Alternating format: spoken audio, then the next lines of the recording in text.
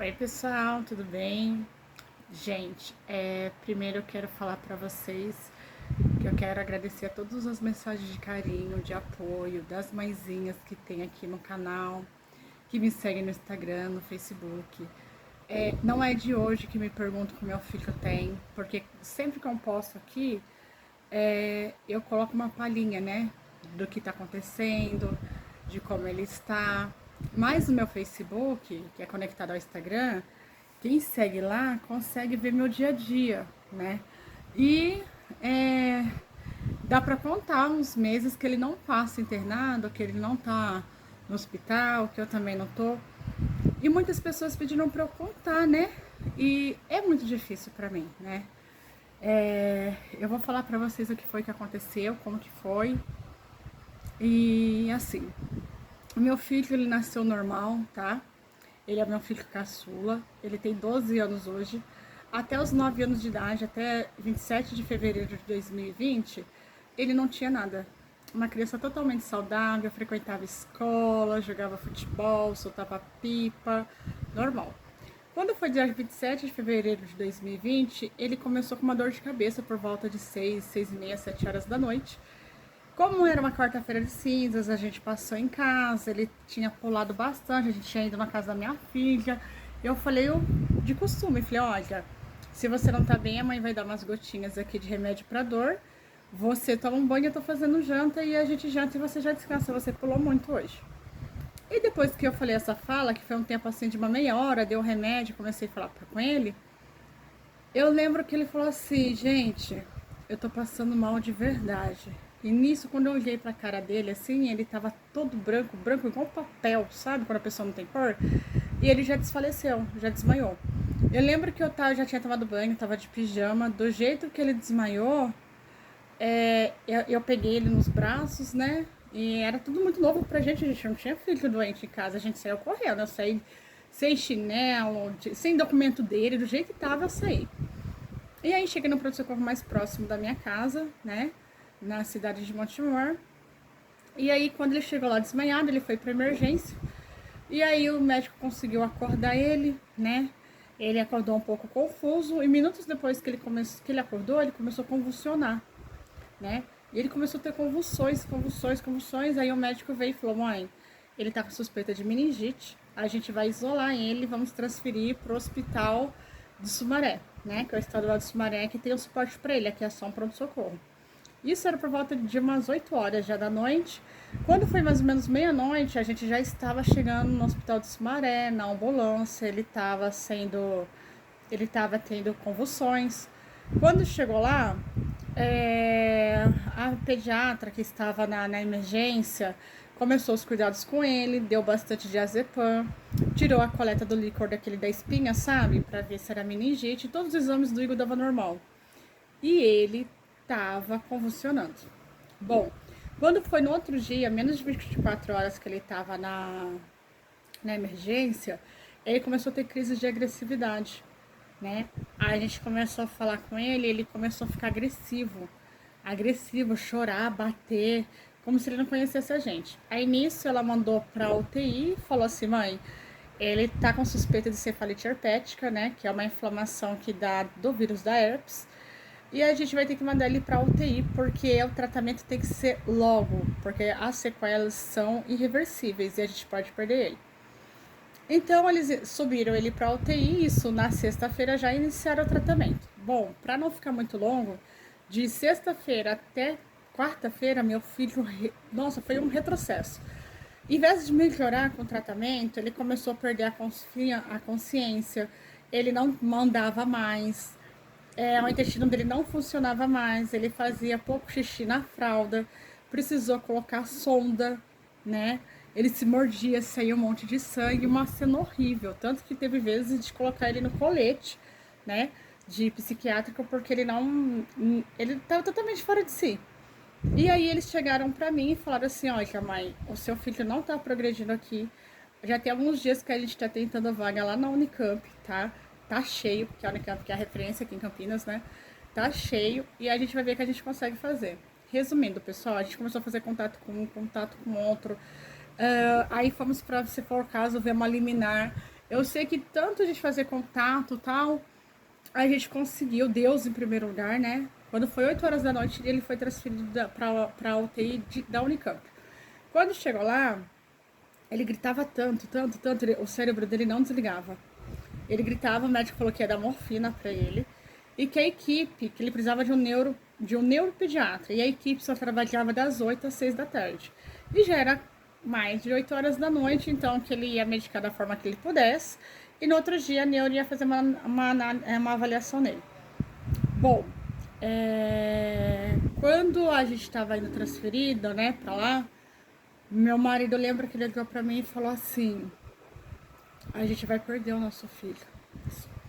A gente tá perdendo ele, a gente tá perdendo, né? E aí eu falei assim, olha, a gente tem que ter fé, porque se a médica falou que ele precisa de um neuropediatra, quando ele chegar lá e ela bateu hoje, ela vai saber o que o nosso filho tem. A gente tem que ter fé, né? Por mais que pro médico não seja possível, a gente tem que ter fé. E aí a gente foi, quando foi 8 horas da manhã, a equipe médica veio todinha em volta dele. E eu lembro até hoje que uma residente chamada Laura era aluna, ela chegou e falou assim, quando começou a falar os sintomas, começaram a discutir o caso, ela falou assim, ele não tem encefalite herpética. Pode parar com tudo isso daí, na minha opinião. Ela nem era professora. Ele tem encefalite autoimune. E a professora falou exatamente, essa criança tem encefalite autoimune, está em estado grave. A gente estava no início do Covid, como ninguém sabia que essa doença ia ser tão devastadora. E ela falou assim, começa os preparativos, façam todos os exames nele, porque a gente vai derrubar a imunidade dele, mãe. E até o catéter que tá aqui, que ele tá tomando soro, pode trazer uma infecção para ele e matar ele. A gente vai dar remédio de vermes, porque se ele tiver vermes, a gente vai tirar a defesa do corpo, os vermes vão começar a andar pelo corpo. Então a gente tem que fazer um tratamento aí de 24 horas, quase a 48, para iniciar esse tratamento. E aí, né, quando eu contei pro meu marido, ele falou assim, a gente não pode deixar fazer esse tratamento. O Covid tá aí, a gente não sabe o que é, tá fechando tudo, né? Isso era mais ou menos no início de março já, porque ele foi internado dia 27, isso foi uns 7 dias depois. E tá estranho, vai matar nosso filho, acho melhor a gente não deixar fazer esse tratamento. E aí eles começaram a correr, fazer exames, preparar ele. E a gente dormia numa sala assim do lado de vidro pra gente descansar, né? Pra poder cuidar da criança no próximo dia. A gente podia ficar até as 10 horas da noite, no outro dia, a partir das 7 da manhã, a gente podia entrar. E o meu filho gritava. Eu não dormia, ele gritava muito, muito, muito. Tinha mãezinha na UTI que chorava de ver ele gritar, porque nada fazia ele parar. Pensa numa criança chorando 24 horas.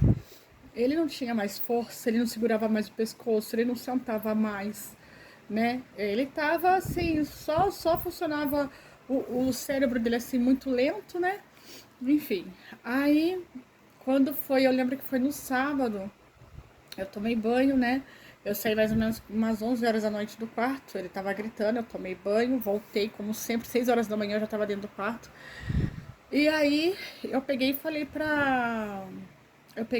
assim pra enfermeira que eu queria falar com a médica, que eu e meu marido tinha decidido não fazer o tratamento dele.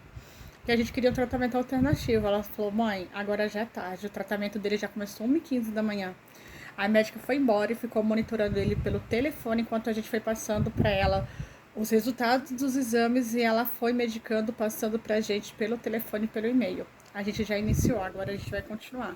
E tem mais, a gente vai dar uma dose de reforço mesmo antes das 24 horas do tratamento que tá fazendo. Enfim, começou. E aí ele ficava algum tempo acordado, gritando, depois ele adormecia, gritando, e já não me conhecia mais, já não conhecia mais ninguém. Ele falava que eu não era mãe dele, ele xingava e gritava, eu quero minha mãe, eu tô aqui, filho, eu tô aqui. Ele falou, você não é ninguém. Nossa, era muito difícil, né? E aí ele pegou, fez o tratamento. Quando foi no terceiro dia de tratamento, ele reconheceu a minha filha, que ela entrou na UTI para visitar ele. E antes disso, a médica, quando ela ia iniciar o tratamento, ela falou assim, mãe, ele tá muito grave, se prepara para o pior. Pode ser que a gente entube ele, pode ser que a gente faça esse tratamento que ele responda hoje, daqui um ano, nunca. Pode ser que a gente tenha que fazer todo o protocolo, né? A gente vai fazer pulsoterapia, depois plasmaférese, tem rituximab, esses nomes são os nomes dos tratamentos. E aí eu fiquei de um jeito assim, né? Falei, tá na mão de Deus. E a gente fazendo oração, deixava sempre os pastores entrar, irmãos. Eu acredito muito em Deus, né? Não em religião, mas muito em Deus. Eu tenho muito fé em Deus. E aí, resumindo, ele começou a reagir. Só que aí, pessoal, não... aí começou a nossa segunda batalha.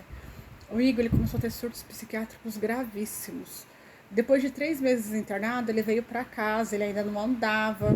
E ele tinha uns surtos, assim, que ele via anjos, demônios. Ele via umas coisas muito sobrenaturais, fora que ele tentava pegar faca. Ele agarrava minha filha pelos cabelos. Ele me batia. Eu tenho até ralinho aqui, que eu vivia com lenço na cabeça na época, porque ele me batia muito, muito, muito, muito. E desde então foi uma sucessão de internações, né? E aí, para resumir para vocês, ele já tem 3 anos de doença, né? Os surtos psiquiátricos não passaram, tá? Tem dias que a gente apanha mesmo, eu e meu marido, ele bate, a gente não deixa a faca próximo de nada, nada que ele possa se machucar, né? Nada que ele possa machucar alguém. E ele toma vários remédios controlados, vários, muitos mesmo de doses altíssimas, porque ele ficou com uma sequela de epilepsia também. E por toda essa mudança em casa, né? Eu sempre tive muito ausente da vida da minha filha, a Isadora, que hoje que fez 15 anos em agosto. Ela tentou suicídio 2 vezes no ano passado. Foi parar na UTI. A gente quase perdeu ela, Deus teve misericórdia de devolver ela pra gente. E ela começou o tratamento psiquiátrico na mesma Unicamp. Ele falou, mãe, quando foi em dezembro, uma das psiquiatras chegou pra mim e falou assim, olha, esse ano de 2023 que vai entrar,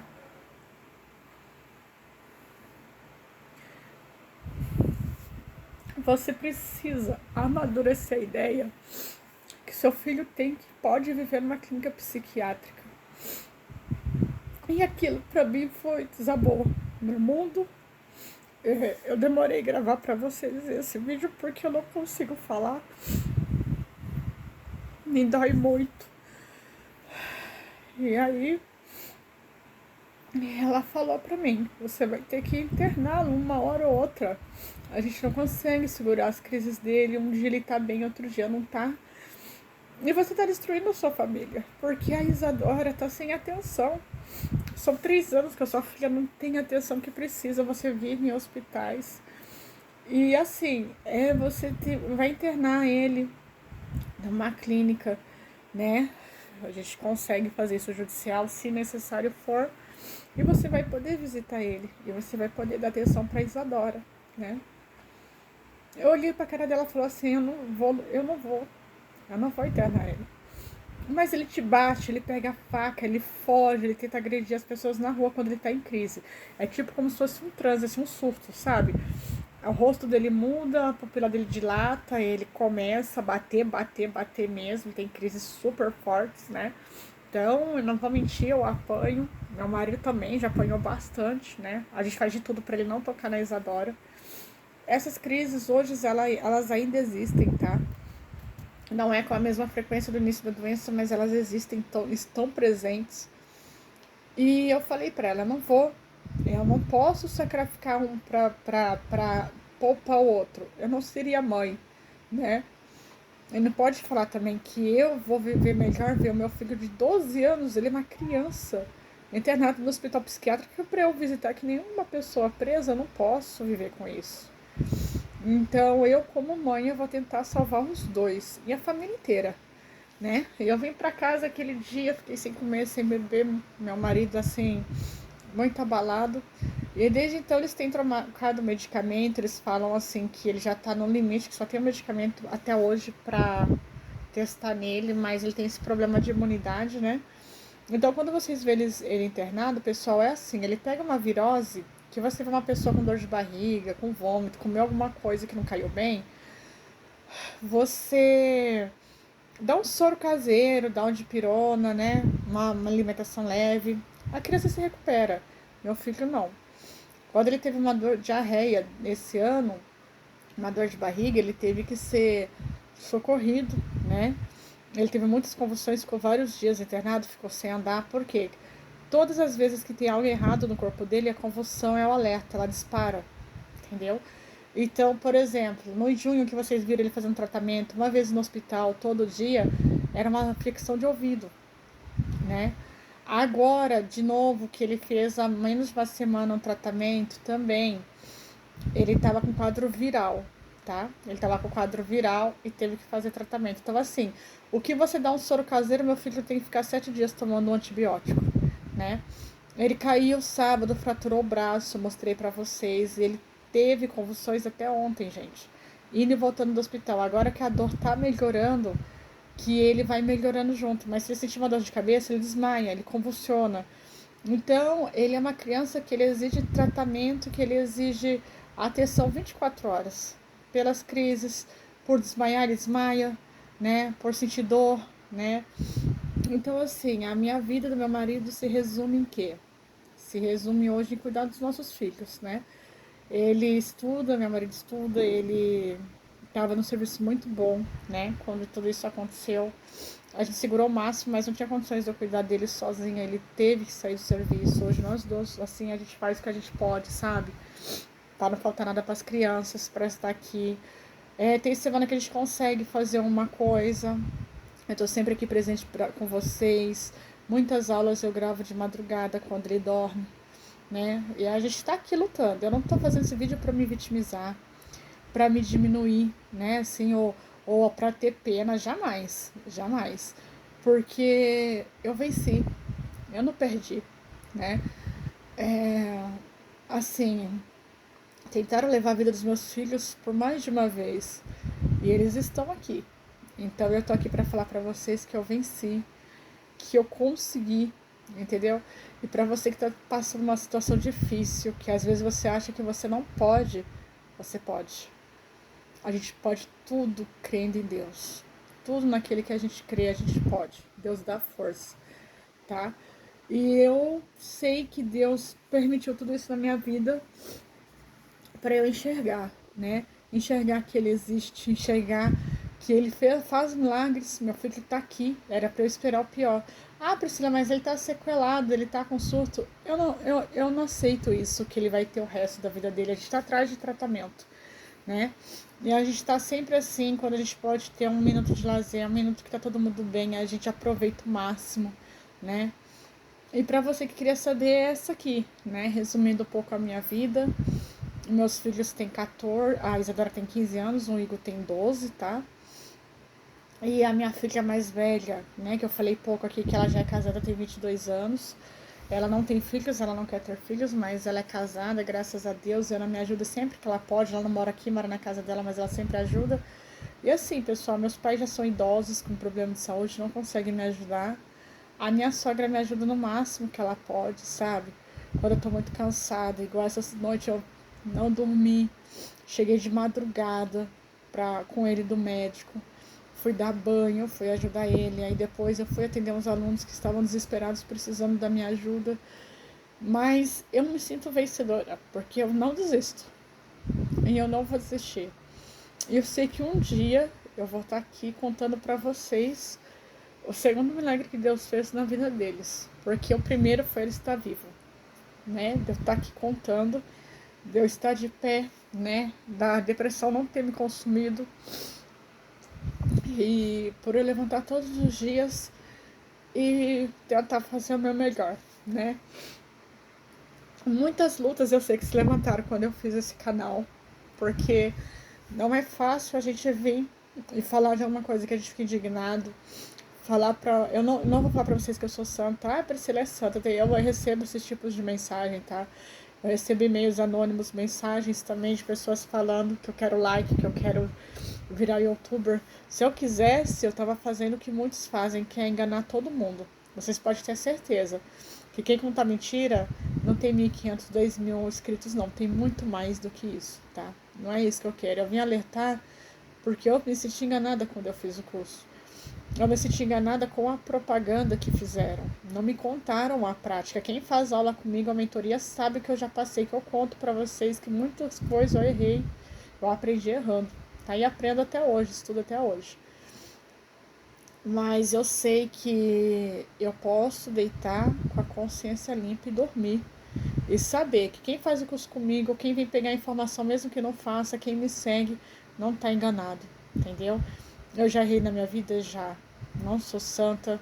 E quem não errou que atira a primeira pedra. Mas o importante é que a gente aprende com os nossos erros, né? E não repetir mais. Não repetir mais. Ser pessoas do bem, porque o bem volta, né? Então é isso, pessoal. Desculpa aí, deu mais de 20 minutos o vídeo. Eu não vou mentir, eu já gravei várias vezes os vídeos, já apaguei, porque é muito difícil para eu falar, vir aqui falar, porque eu revivo tudo que eu passei, né? Foram dias difíceis que eu só chorava. Meu filho ficou internado mais de 60 dias da primeira vez. E de 2020 para cá, já se soma muito mais do que 20, 30 internações. Eu acordo, né? Eu não sei se eu vou amanhecer, se eu vou anoitecer no hospital, se eu vou dormir no hospital, se eu vou dormir na minha casa, se a hora que ele acordar eu vou ter que ir pro hospital. Quantas vezes esse ano dele acordar e falar, mãe, não tô aguentando respirar, eu saí com a roupa do corpo e saí com ele correndo para poder ir na UPA mais próxima para ele poder ser atendido. Quantas vezes dele acordar bem e nós anoitecer no médico. Mas eu não reclamo, não reclamo, né? Eu só peço para Deus que me dê saúde, vida com abundância para que eu possa cuidar deles, né? Que eu quero ainda ver o milagre, o segundo milagre que Deus vai fazer na vida dos meus filhos, porque o primeiro eu já fiz, eu já vi. Deus existe. E se eu tô contando isso aqui hoje, se Deus está permitindo, não é à toa. Alguém precisa ouvir, alguém precisa ver, tá? E você que fala assim, eu não consigo estudar, né?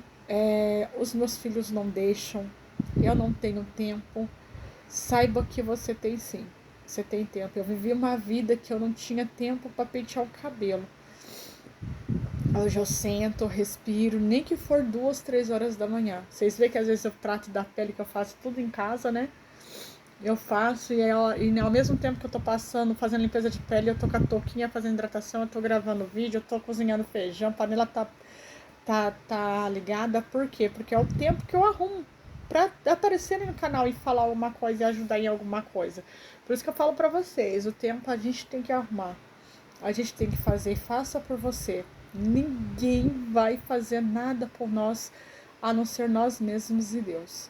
Tá bom? Então, se eu tô contando aqui hoje é porque alguém precisa ouvir. Alguém precisa ouvir. Vocês precisam saber que Deus é bom, que milagre existe, entendeu? E que a gente pode ser o que a gente quer ser.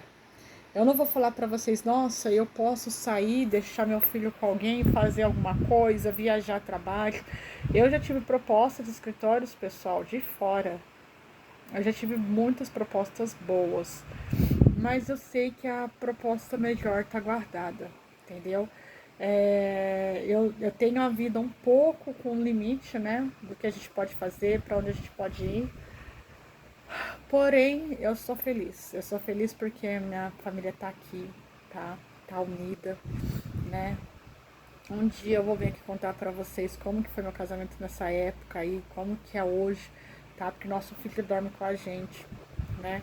Porque ele pode ter febre de uma hora para outra, ele pode passar mal, ele pode convulsionar e a gente não vê, então ele dorme junto com a gente. Um menino de 1,74 m, 66 kg, calça 42, 43, tá? Já tá passando eu já. E ele dorme, mas eu vou explicar num outro vídeo para não ficar tão extenso e falo mais um pouquinho da Isadora. A Isadora hoje ela tá bem. O sonho dela é de ser atriz, né? E eu creio que Deus vai abrir as portas para ela. Ela é estudiosa. Ela tem a época de depressão que às vezes vem. Ela teve uma recaída, acho que foi agora em agosto, né? Foi muito difícil pra gente. Muitas vezes eu tinha que gravar lá no portão, no banheiro, engolir o choro e estar ali perto junto com vocês. Mas agora ela tá bem. Ela também toma medicamentos. Eu fiz um vídeo aqui de medicamentos também, né? Pra vocês verem. E é isso, pessoal, tá? Eu me senti agora, né? Muitas pessoas falou pra eu falar o que tinha acontecido. As pessoas me chamam no PV, eu recebo e-mail, eu entro em contato no Facebook ou no Instagram. Eu falei, não, tá na hora, né? Eu preciso falar, né? Não só colocar ali, mas falar o que acontece, né? E é isso, tá bom? Eu quero agradecer a cada um. né? Com que todo o amor tem mandado palavras de carinho, tem mandado orações, boas vibrações. Muito obrigada a todos, tá? Eu me despeço por aqui, mas qualquer dia eu venho contar um pouquinho mais para vocês de como a gente vive hoje, mas deu para fazer um resumo, né? E até a próxima. Tchau.